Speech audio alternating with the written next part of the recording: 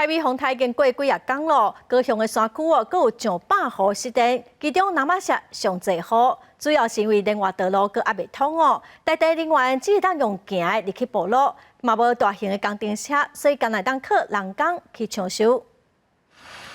5位台电人员做伙溜索啊，因为竹啊甲电线低调的，现场无大型的工程车通斗相共，干来当靠人工恢复电线。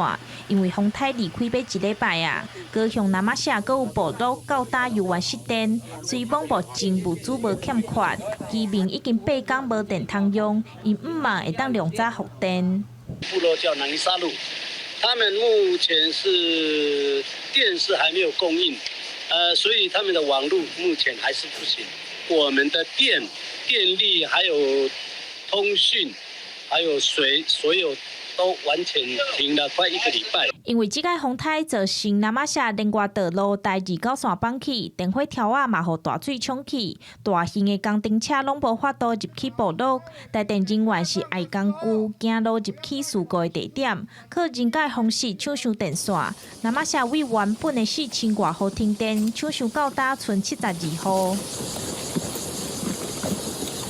车辆无法到达的地区，由台电人员背负工具以及材料，徒步前往事故地点进行抢修工作。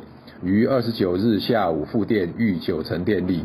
31号上新的统计，目前全台湾敢若剩高雄，包括南马社、甲仙、甲桃园区，总共101户也咧失电。台电已经加派人员，毋望会当量早复电。记者钟义辉、邱昭勇高雄报道。